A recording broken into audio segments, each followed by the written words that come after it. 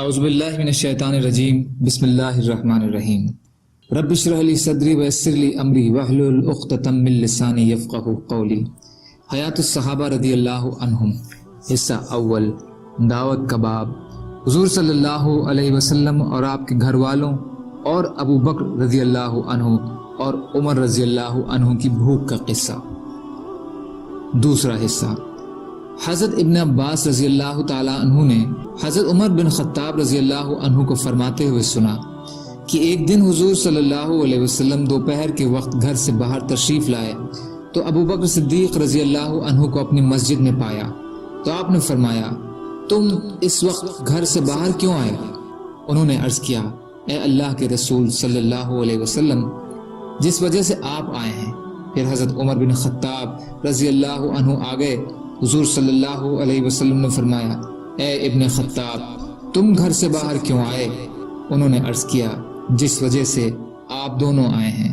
پھر حضرت عمر رضی اللہ عنہ بھی بیٹھ گئے اور حضور صلی اللہ علیہ وسلم ان دونوں سے بات کرنے لگ گئے۔ پھر آپ نے فرمایا، کیا تم دونوں میں اتنی ہمت ہے کہ کھجوروں کے اس باغ تک چلو، وہاں تمہیں کھانے اور پینے اور سایہ مل جائے گا؟ پھر آپ نے فرمایا، آؤ ابو الحیثم بن تیہان انصاری کے گھر چلتے ہیں۔ اس کے بعد ایک آگے لمبی حدیث کا ذکر کیا گیا ہے۔ ترغیب کنز العمال حصہ 4 پیج نمبر 40 کی حدیث۔ حافظ منذری نے فرمایا ہے کہ ظاہر میں یہ قصہ ایک بار حضرت ابو الحیثم کے ساتھ پیش آیا ہے اور ایک بار حضرت ابو ایوب انصاری کے ساتھ پیش آیا ہے۔ فاطمہ رضی اللہ عنہا فرماتی ہیں کہ حضور اقدس صلی اللہ علیہ وسلم ایک دن ان کے پاس تشریف لائے اور فرمایا، میرے دونوں بیٹے حسن اور حسین کہاں ہیں رضی اللہ عنہم؟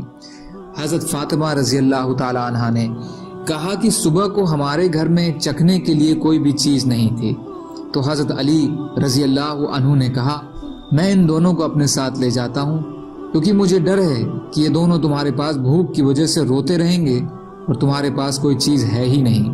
چنانچہ وہ فلاں یہودی کے یہاں مزدوری کے لیے چلے گئے ہیں۔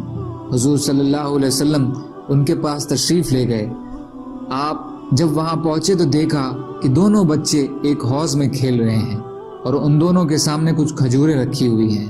آپ نے فرمایا، اے علی، کیا گرمی تیز ہونے سے پہلے تم میرے دونوں بیٹوں کو گھر نہیں واپس لے جاتے؟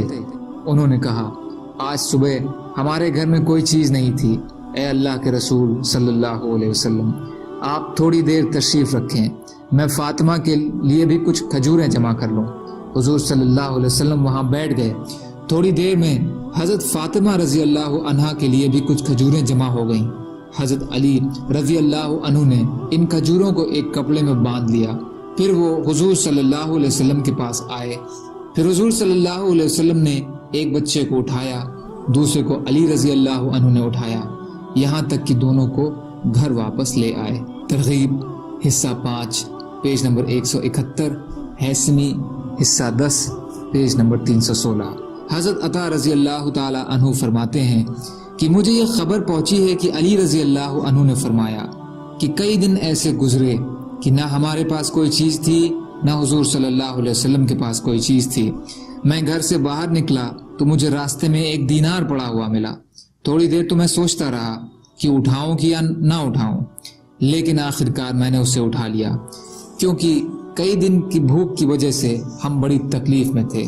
میں اسے لے کر ایک دکان پر گیا اور اس کا آٹا خرید کر فاطمہ رضی اللہ عنہ کے پاس لایا اور میں نے کہا، اسے گوندھ کر روٹی پکاؤ، تو وہ آٹا گوندھنے لگیں۔ بھوک کی وجہ سے ان کی کمزوری کا حال یہ تھا کہ ان کی پیشانی کے بال آٹے کے برتن سے ٹکرا رہے تھے۔ پھر انہوں نے روٹی پکائی۔ پھر میں نے حضور صلی اللہ علیہ وسلم کی خدمت میں حاضر ہو کر سارا قصہ سنایا۔ آپ نے فرمایا، تم اسے کھا لو، کیونکہ یہ وہ روزی ہے جو اللہ نے تم کو غیبی خزانے سے عطا فرمائی ہے۔ کنز العمال حصہ 7 پیج نمبر 328، ابو داؤد حصہ 1 پیج نمبر 240۔ حضرت محمد بن کعب قرطی بیان فرماتے ہیں کہ حضرت علی رضی اللہ عنہ نے فرمایا، میں نے اپنے آپ کو حضور صلی اللہ علیہ وسلم کے ساتھ اس حال میں دیکھا ہے کہ میں بھوک کی وجہ سے اپنے پیٹ پر پتھر باندھے ہوئے تھا، اور آج میرا یہ حال ہے کہ میرے مال کی زکوٰۃ 40,000 دینار تک پہنچ گئی ہے۔ اور ایک روایت میں یہ بھی ہے کہ آج میری زکوٰۃ 40,000 ہے۔ مجمع الزوائد حصہ 9 پیج نمبر 123۔ حضرت ام سلیم رضی اللہ عنہا فرماتی ہیں کہ ان سے حضور صلی اللہ علیہ وسلم نے بھوک کی وجہ سے پریشان دیکھ کر فرمایا، تم صبر سے کام لو، اللہ کی قسم محمد صلی اللہ علیہ وسلم کے گھرانے میں 7 دن سے کوئی چیز نہیں ہے، اور 3 دن سے تو ان کی کسی ہانڈی کے نیچے آگ تک نہیں جلی ہے۔ اللہ کی قسم اگر میں اللہ سے یہ سوال کروں کہ وہ تہامہ کے تمام پہاڑوں کو سونے کا بنا دیں تو یقیناً اللہ سبحانہ و تعالی ان پہاڑوں کو ضرور سونے کا بنا دیں گے۔ کنز الامال حصہ 4 پیج نمبر 42 کی حدیث۔ سبحان اللہ و بحمدہ، سبحانک اللہم و بحمدک، اشہد ان لا الہ الا انت، استغفرک و اتوب الیک۔ سبحان ربک رب العزت عما یصفون، وسلام علی المرسلین، والحمد للہ رب العالمین، برحمتک یا ارحم الراحمین، لا الہ الا اللہ محمد رسول اللہ۔